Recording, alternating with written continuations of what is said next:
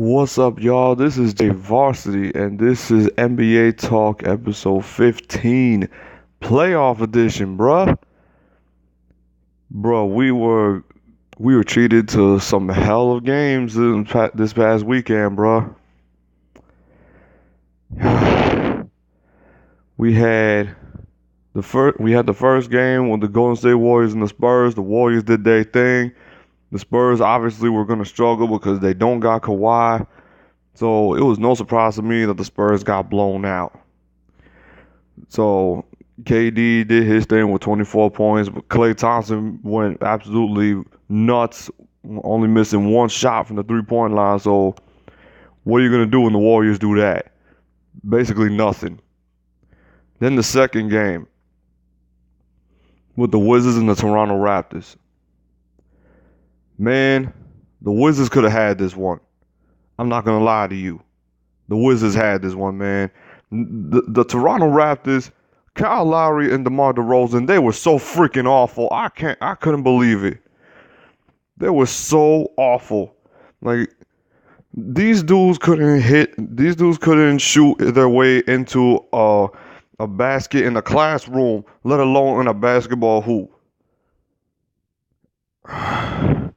They should thank Serge Ibaka because he hit all the big shots. He was hitting the big shots. CJ Miles was hitting the big shots.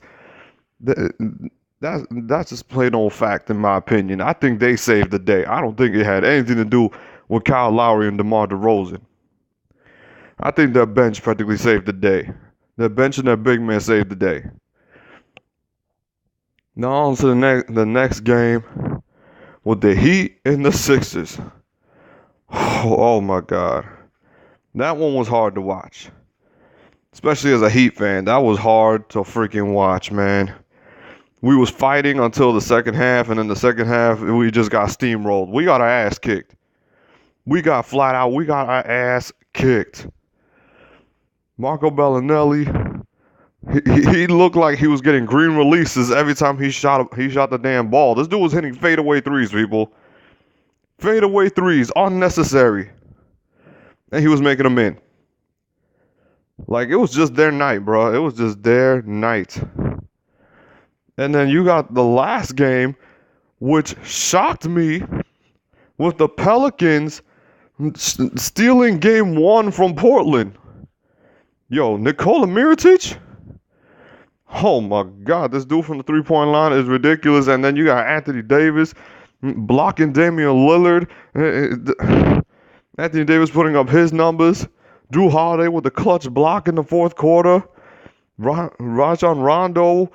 Yo, don't sleep on the Pelicans, y'all. Don't sleep on the Pelicans. They made CJ McCollum and Damian Lillard. They made them work.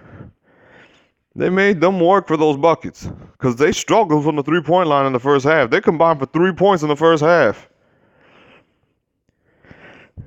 And then the next day, yo, Boston, I'm straight up going to say y'all got lucky.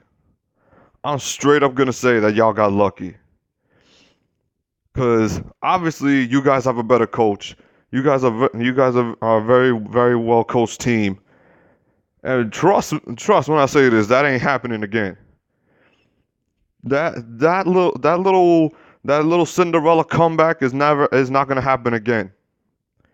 If you somehow squeeze past this series and beat the Milwaukee Bucks, you're not beating the Sixers. If my Heat were to be eliminated, you're not beating the Sixers. Definitely not beating the Sixers. Cause that would just be a slaughter. Then the following game. Oh my God. This game just straight up pissed me off. The Cavs and the Pacers. Oh, where do I begin? Where the hell do I begin? Basically, LeBron tried to get Kevin Love into the game in the entire first quarter, and it didn't work. It failed. It failed horribly. And basically, the Pacers showed up, and the rest of the cast didn't because LeBron still put up a triple-double. LeBron still put up a triple-double. Lance did a couple nice things. He got a couple nice steals. He got his and one. J.R. Smith, he hit a couple threes. That was pretty damn nice. But what? Rodney Hood, man. Rodney Hood, you and Jordan Clarkson kind of pissed me off. Rodney Hood, you can't tell me that this is your first playoffs because you was in the playoffs last year. I could give Jordan Clarkson maybe a little bit of a pass because he was probably nervous. He'd never been in this atmosphere before. Larry Nance, he was a little more prepared for it because, he looked a little more locked in, but Jordan Clarkson clearly looked nervous. He clearly looked nervous. And Lance Stevenson, oh my Lord. You gotta give the Pacers credit, y'all. You gotta give the Pacers credit. They showed up.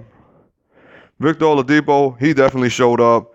Lance Stevenson, he showed up, especially dunking on that bum-ass Jeff Green. Because Jeff Green, oh my God. Why did Tyronn Lue even leave him on the floor? That just pissed me off, man. The longer he was on the floor, I was just getting mad because he couldn't hit. He couldn't hit a shot even if it was to save his own life. And then playing Tristan Thompson for 2 minutes. And then he doesn't even put in Kyle Korver. How do you not put in Kyle Korver? How do you let Kyle Korver only play for 3 minutes? Seriously?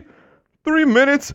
When they couldn't hit a three to save their life and you don't let one of the best three-point shooters in the league in the game? What is wrong with you? The Cavs did make a comeback though, but they still ended up short. They still lost by 18. Do I expect this kind of performance from the Cavs again? I hope not. I better see them be more aggressive. I better not see the LeBron show again because I basically just saw all of them looking at LeBron and say, here's the ball. What are you going to do with it? Nah, I better not see that again. That just straight up ticked me off. And the next game, oh man. I am no longer calling this dude PG. I'm going to call him by what his new name is, Playoff P. I'm going to call him Playoff P from now on. Because, man, did Paul George show up. And Russell Westbrook and Carmelo Anthony, they did do their thing. They did put up their numbers. But, man, did Paul George take over the game in the second half. No wonder he made up that nickname Playoff P because that's the dude who showed up. We didn't see that bullcrap Paul George from the 3-point contest. We saw before the All-Star game Paul George, the one who was lights out from the 3-point line. Playoff P, man. I'm gonna just straight up call him Playoff P. Oh man, and then the Rockets and the Minnesota Timberwolves. It was actually more physical than I thought. I thought the Rockets were going to just straight blow them out. Was I mistaken, but the one thing I was right about, James Harden was going to score anytime he wanted because that fourth quarter, James Harden did whatever the hell he wanted. If he wanted to shoot a three, he was going to shoot the three. If he was going to go to the lane, he got an and one. But the fact that the game was so damn close just makes it seem like this series is going to be fun after all. So far, all the game ones from this past weekend, they were interesting. We had a couple good ones, but as people tend to say that game ones are more like feel out games. So we're gonna see how teams are gonna adjust for game 2.